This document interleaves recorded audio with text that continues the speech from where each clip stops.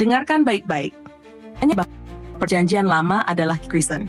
Padahal secara sejarah dan fakta, Perjanjian Lama atau Tanakh adalah kitab suci agama Yahudi.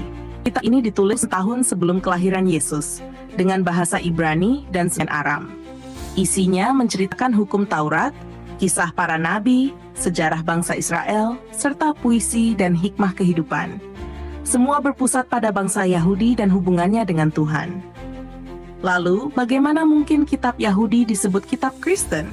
Jawabannya sederhana, Kristen lahir jauh setelah Yesus wafat, dan para pengikutnya mengadopsi Tanakh menjadi bagian dari Alkitab mereka. Mereka menyebutnya sebagai Perjanjian Lama, lalu menambahkan kitab baru yang mereka sebut Perjanjian Baru. Masalahnya, orang Kristen sering mengklaim bahwa Perjanjian Lama penuh dengan nubuat tentang Yesus.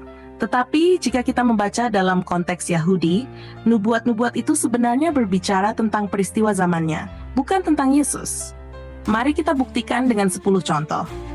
Pertama, Yesaya 7 ayat 14, klaim nubuat kelahiran Yesus padahal tentang Raja Ahaz.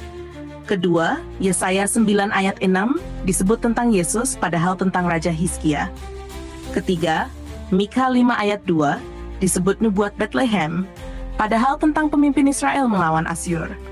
Keempat, Mazmur 22 diklaim penyaliban Yesus padahal doa Daud. Kelima, Mazmur 110 dianggap tentang Yesus, padahal nyanyian untuk Raja Israel. Keenam, Yesaya 53 diklaim Yesus sebagai hamba yang menderita, padahal tentang bangsa Israel. Ketujuh, Zakaria 9 ayat 9, Yesus naik keledai, padahal nubuat tentang Zorobabel. Kedelapan, Hosea 11 ayat 1, dipaksakan untuk Yesus keluar dari Mesir, padahal tentang Israel di zaman Musa. Kesembilan, Yeremia 31 ayat 15, disebut nubuat pembunuhan bayi, padahal tentang pembuangan ke Babel. Kesepuluh, Yesaya 61, Yesus klaim nubuat itu tentang dirinya, padahal tentang nabi-nabi yang menghibur Israel. Semua jelas, nubuat itu bukan tentang Yesus. Dan disinilah letak masalah besarnya.